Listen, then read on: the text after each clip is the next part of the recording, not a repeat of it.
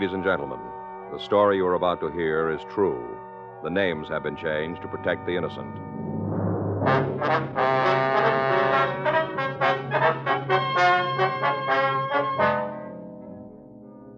You're a detective sergeant. You're assigned a burglary detail. After weeks of investigation, a suspect in a burglary is picked up. You've got the evidence for a conviction, but over $200,000 in loot is still missing. Your job? Find it.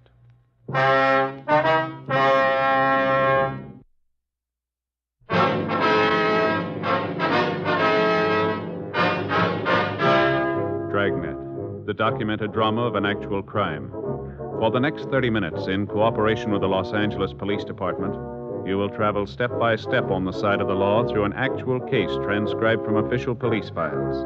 From beginning to end, from crime to punishment, Dragnet is the story of your police force in action.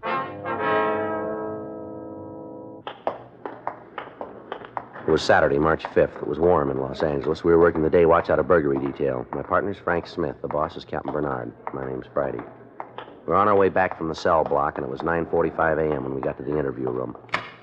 Felony section. I'll get the light. Go on in, Bowen. Okay. Sit down. Over there. You want to smoke? Here's a light.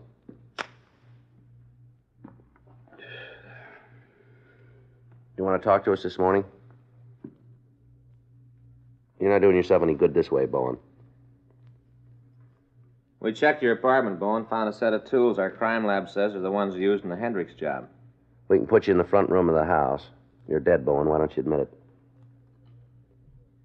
This is the first time you've been nailed for anything big. You go along with us, and the judge might take it into consideration.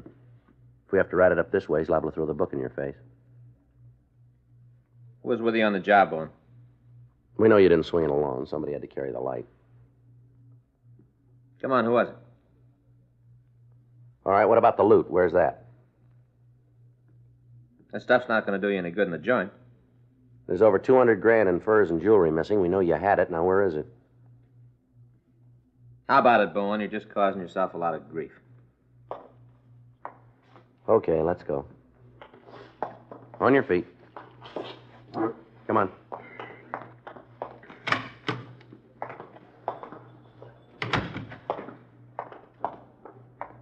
Too bad, Cop. Is that so? Sure. There's nothing you can do to make me tell where the stuff is, not a thing. Sure. You're never going to find out where it is. Never. Well, it really doesn't make a lot of difference. Hmm? You're never going to use it.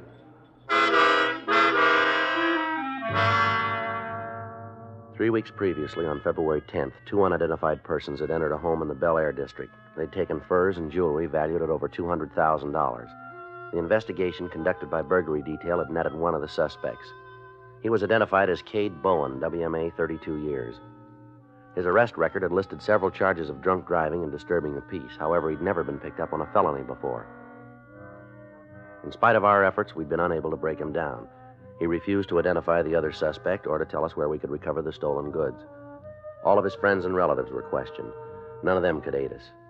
The case on him was prepared for the district attorney's office, and we continued to look for the other suspect.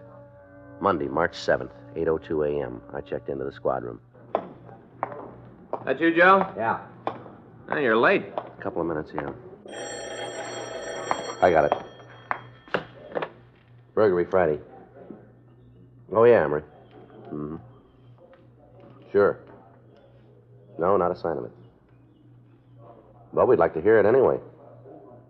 Where can we meet you? Where? Yeah, all right, we'll be right over. About 5 minutes. Right. Goodbye. It was Emery. Who? Emery Docks. Says he wants to see us. What about? Some stolen fur coats. Frank and I left the office and drove over to see the informant. We found him in Pershing Square watching a checker game. Just a minute, Joe. I'll be with you. All right. No, not that one. Always does it. Okay, let's go. Always the same with that guy. Is that right? Yeah, always the same. Set him up that way and he'll jump. As soon as he does, game's over. He can't see it, but it's over. Mm-hmm. Real pigeon for the setup. You can sit over there and talk. You know my partner, don't you, Emery? Yeah, sure. Hi. How you doing? Not too bad. Guess you can't win them all. Yeah. We can sit there. What do you want to see us about? Oh, fell over something day before yesterday. Thought maybe it'd make sense for you. Mm-hmm. Met a guy who had some coats for sale. Price he was quoting had to be hot. Where'd you meet him? Bar over on First. See a friend? Not to make a touch. I see him in the bar once in a while, but he don't ever buy a drink. Mm-hmm. Other night he got real palsy-walsy. I don't know, maybe he was gassed or something. But he sure was friendly. You met him in the bar? Yeah, he stopped in to have a belt before I ate. This guy was there, sitting on the stool next to me. Got to talking. He almost knocked me over when he bought a drink. Right on the floor he knocked me. Mm-hmm. One thing led to something else. He asked what I was doing. I said, oh, just about anything to turn a buck. He asked me if I had any money I wasn't using. I said I didn't. Yeah. Said it was too bad. Said if I could raise a couple of long bills, he could turn me on to something good. The coats, huh? Yeah. Told me how a friend of his came up with these fur coats, wanted to dump them. Said the price was real good. What kind of coats were they? Mink, full length. Had a couple of those scarf things, too. He said they were Stone Martin or something, you know, where the skins look like they're biting each other. Yeah. Like those, Stone Martin, I think. Mm-hmm. Guy made a big thing about how the price was right, and if I had any loot, I could come out with a big thing. Did he say where his friend got him? No, matter of fact, I don't think there was a friend. Coats were in his car. I know if I had that kind of merchandise, I wouldn't put it in nobody else's pocket, that's for sure. What's this fellow's name, do you know? Jarvis Dean. That's D-E-A-N? I guess so. What do you know about him? Oh, not much. I told you I see him around. He's an angle fella, always looking for a touch. Did he hold any kind of a job? Not so as it would stand out. How's he live? Oh, off other people mostly.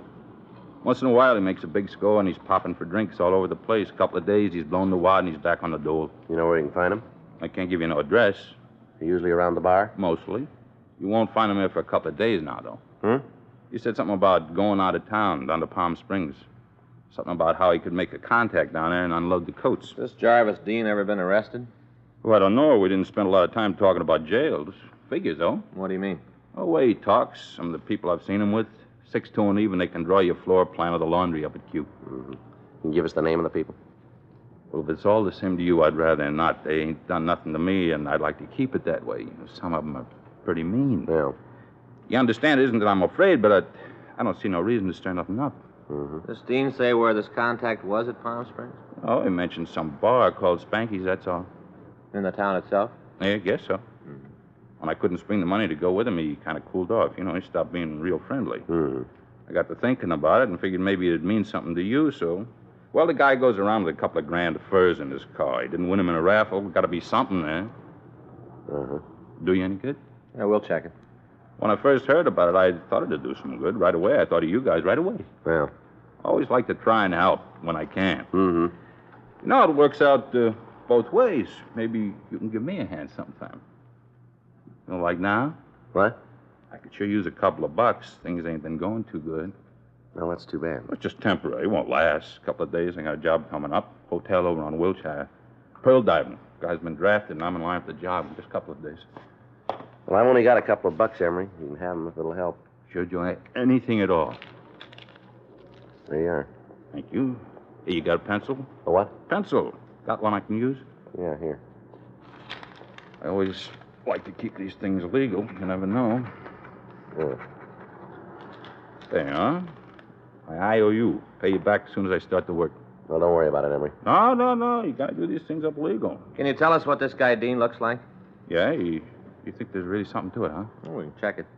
Well, it sure figures he stole the coats, and any reason he'd want to give them away if he didn't. Mm-hmm. Guy like that, he don't do nothing for nothing. Gotta be a payoff somewheres. Well, then he won't be disappointed. Huh? There'll be one.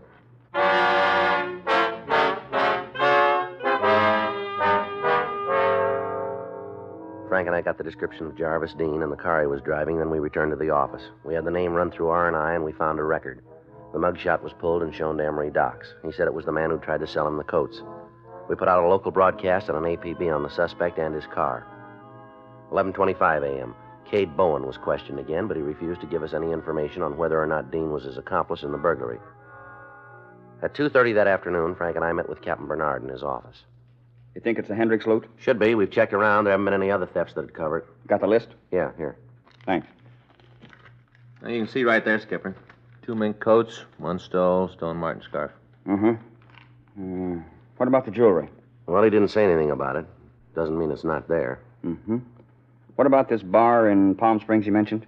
Spanky's? Yeah. You know anything about it?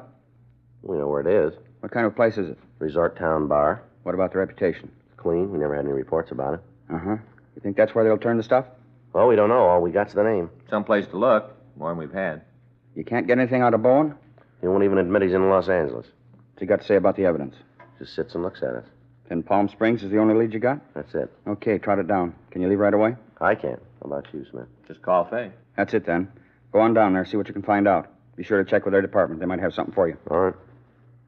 When will you be back? Well, if it works out, it should be sometime in the morning. Check with me as soon as you get in. Yeah. This fellow Dean got a record? Yeah, assault 211. Sounds like he might be heavy. It's possible. Well, take it easy. Yeah. He's the fellow you're after. He's not going to want to give that stuff up. Well, that puts it on our backs. Hmm? We got to convince him. Frank and I went down to the carpool and checked out a trip car. 2 hours later, we pulled into Palm Springs. We talked to the local authorities. They had nothing on Jarvis Dean, and as far as they knew, there was nothing wrong with Spanky's bar. We got the address of the place and drove over. Yeah, what'll it be? Police officers would like to ask you a few questions. Oh, L.A. cops, huh? Something wrong? Oh, we'd like to ask you some questions. Sure. Come on back here. It'll be easier to talk. All right. Well, what can I do for you? I'd like you to take a look at these pictures. Tell us if you know this man. No, I never saw him. How about this one? Sure.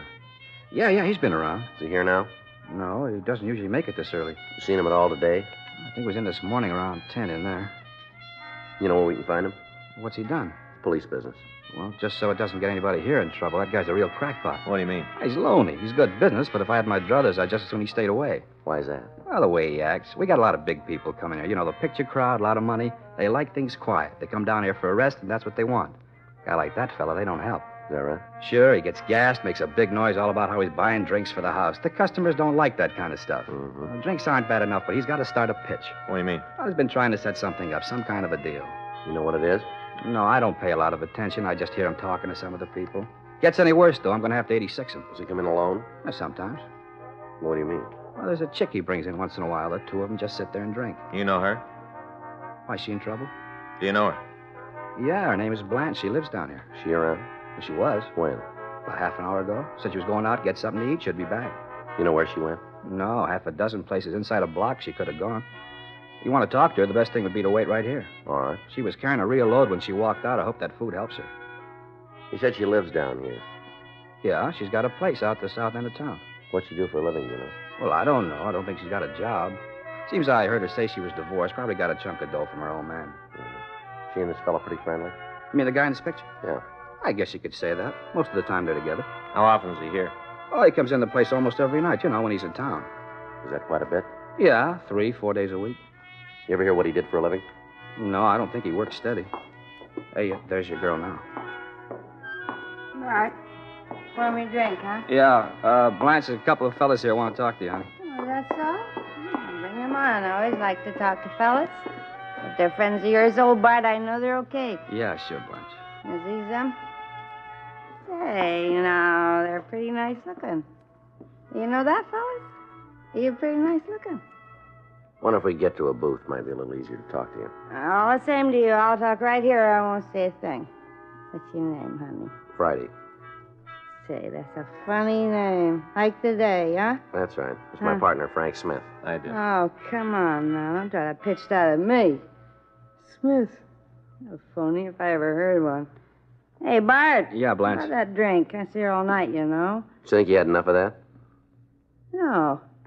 You just keep your big yap shut. You better take it easy, Blanche. Take it easy, nothing. Ain't no fellow with a name like Friday and Smith gonna tell me not to have a drink. They're a couple of phonies, that's what they are. All right, phonies. miss, settle down now. We're police officers. Oh, yeah? Oh, yeah? Well, I'm the Queen of Sheba. How you think of that? What do you think of that, Mr. Phony? Come on, Blanche. You better quiet down. Don't yell at me, you bartender. If you had any class at all, you'd keep these mashers out of here. A fine, lousy bar you're running. Let's go outside, lady. You just try and take me out there.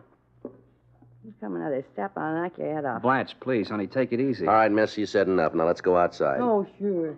You got a big picture of that, me going out there, and you two can gang up on me. No, that's N-O. I ain't going no place with you. You got it wrong. I have I? Well, I'll just show you. Ah, police! Police! Somebody help! We are the police. You want another clout? Help, police! Sit down. All right. know when I'm licked. You don't have to shove me around anymore. Just leave me alone, that's all. Just leave me alone. You got some hot coffee? Yeah, sure, I'll get it. Bring it back to this booth here, will you? Come on, everything's going to be all right, lady. All right. No, it isn't. Not ever again, not ever. All right, sit down there. There's a handkerchief. Oh, thanks. I never did anything like that before. That's all right. I guess I'm arrested. Not yet. I didn't mean anything by it. Nothing. Just I didn't know you guys, and then I was a little drunk. Just all of a sudden I wanted to hit something, that's all. Just hit something. You were handy. Here's your coffee. Thanks. You want cream or sugar? No, Black. Anything I can do for you? No, that's all. I'll be up front if there is. All right. Go ahead, miss. Try the coffee. Might make you feel better. No, it's hot. I'm sure sorry about hitting you. That's all right. It isn't really. It was nice of you to say so. What were you going to ask me when all this started? You want to take a look at this picture here and tell us if you know the man? Sure. I guess I owe you that. Is the guy? Yeah, that one there. Oh, sure, it's Jarvis. Last name Dean? Yeah. What do you know about him? Guy. Had a couple of drinks with him. You know where he is? Not now. Saw him this morning. Had a cup of coffee. Haven't seen him since then. Is he still in I town? don't think so. You know where he is? No. Say you run up to L.A. on some business. Did he say what kind of business? No. We didn't talk much about that. You got any idea where Dean was going in L.A.? He didn't give me an address. Did he say when he'd be back? Uh-uh. That's what we had the beef about. He just shoved off. Said something about meeting the guy up there. Said this fellow's in some kind of trouble and that he had to try and square it. Did he say who it was? Let's see. Well, I'm not sure I can remember. It's pretty important. Mm-hmm. Now, wait a minute. Oh, yeah. It was Bowen. Yeah, I had to see a guy named Bowen. Did he say what it was about? No. Not that I can remember. He just told me that he and this Bowen guy were on a deal together. Bowen had loused it up. Mm-hmm. Said he had to take care of him. The description of Dean's car that the girl gave us matched the one we'd gotten from our informant. We checked the room he'd occupied in Palm Springs. We talked with the local authorities. They agreed to check further on the suspect. Frank and I left for Los Angeles. The following morning, we contacted Captain Bernard. It all goes together. Huh? You better find him fast. Why, something wrong? I don't know, but it could happen. What do you mean? Bowen was released on a writ last night.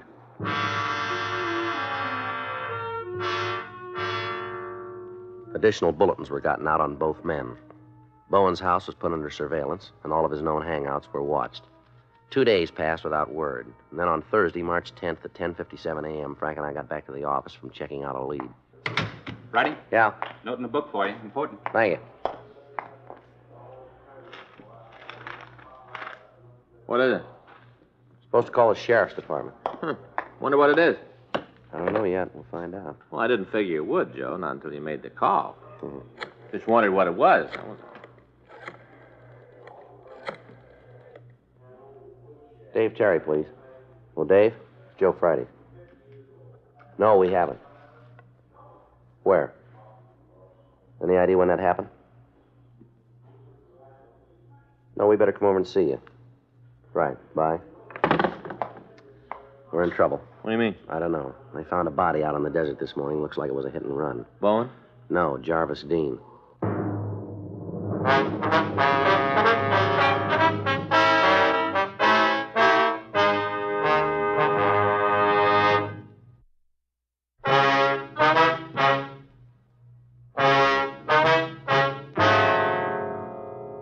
Frank and I left the office and went over to the Hall of Justice where we met with Sergeant Dave Terry. He showed us the photographs taken at the scene and the reports filed by the officers who discovered the body. From the appearance, it had been struck by a car traveling at high speed. A thorough search had been made of the area, but no trace of Jarvis Dean's car could be found. There was no apparent explanation as to how he'd gotten out on the desert. Another local and an APB was gotten out, asking that Cade Bowen be picked up for questioning on suspicion of murder. A week went by. There was no word of the suspect. Border stations had been alerted in the event he tried to escape into Mexico. Checkpoints at the California-Nevada border had descriptions of both the car and the suspect. Saturday, March 19th, Frank and I got back from the stats office. Well, it's another dead end. Yeah. Where to now? Well, we can check with the skipper, see if he's got any ideas. All right. Come on in. Where you been? Been looking for you. Stats office. They just finished a run. They didn't come up with anything. You don't need it. Huh? You got half the country looking for Bowen, and he's in your pocket. What do you mean? Main jail. Picked up last night in a 502. Cade Bowen had been picked up the night before at the corner of 7th and Hill Streets. He'd been observed by a radio car driving in an erratic manner and had refused to stop when the officers directed him to. After a 10-block chase, he'd been halted, but when the officers asked to see his identification, he told them he didn't have any. He was taken to the main jail and booked on charges of drunk driving. A check of his fingerprints had revealed his name, and we were notified. His car had been impounded, and the crime lab was going over it. We had the suspect brought to the city hall. What is it this time? I held up the Federal Reserve? All right, come off it, Bowen. You know where you're sitting now. This is the last time around for you. Yeah, I've heard that before. You won't hear it again. Where you been for the last week? Sleeping. All right, now where? Any place I could find a soft mattress? Hey, you guys ought to pull some strings and get some new bedding over the main jail. Those bunks are hard. Sure. You know a man named Jarvis Dean? Hmm? Jarvis Dean, do you know him? Might. That's no answer. That's the best I can do. Look, mister, we're getting tired of playing with you. You're in trouble, and it doesn't come in any bigger sizes. Now, I'm not going to tell you to play it smart because you wouldn't know what I was talking about, but you snap to and answer these questions. Now, do you know Jarvis Dean? I met him When'd you see him last? a couple weeks ago. We understand he was with you on the burglary. It's a fairy tale. We got it straight. I didn't know you listened to gossip. Where'd you get the car you were driving last night? I bought it. From who? Used car dealer. Well, then you tell us why it's registered to Jarvis Dean, will you? Well, I don't know anything about that. Last time we talked to you, it was for a burglary beef. It's a lot more serious this time. That's so. That's right. Suspicion of murder. Who'd I kill? Jarvis Dean. You're out of your head. We always are. Now tell us why he'd let you drive his car. I don't know if it is his car. Department of Motor Vehicles says it is. We checked it. All of the stolen merchandise was found. Now, you got no right to go through my things. Last time we heard of the stuff, Jarvis Dean had it. What's the matter? Did you two have a fight about what to do with it? Maybe you got sore because he was letting you carry the beef yourself. That what happened? Come on, Bowen, you're boxed in. I don't know what you're talking about. Well, let's check the office, see if there's any word from the crime lab. I'll do it, then.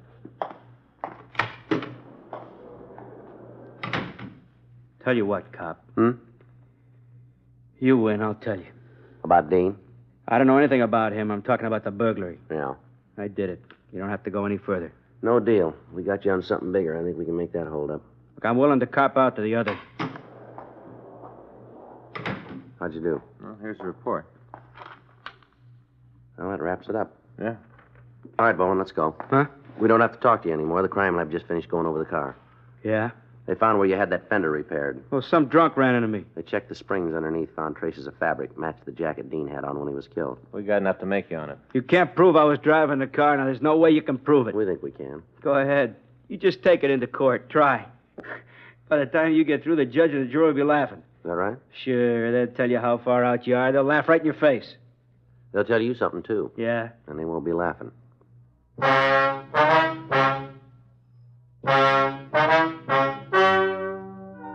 The story you've just heard is true. The names were changed to protect the innocent.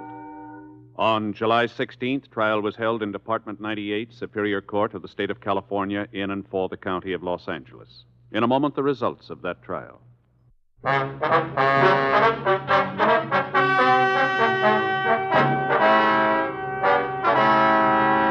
Cade Neil Bowen was tried and convicted of murder in the first degree and received sentence as prescribed by law.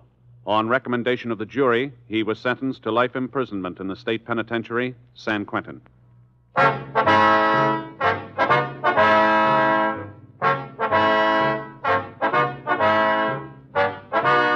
You have just heard Dragnet, a series of authentic cases from official files. Technical advice comes from the Office of Chief of Police W.H. Parker, Los Angeles Police Department.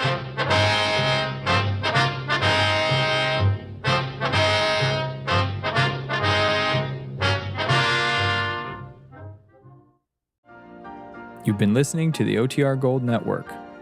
Find more classic radio at otrgold.com.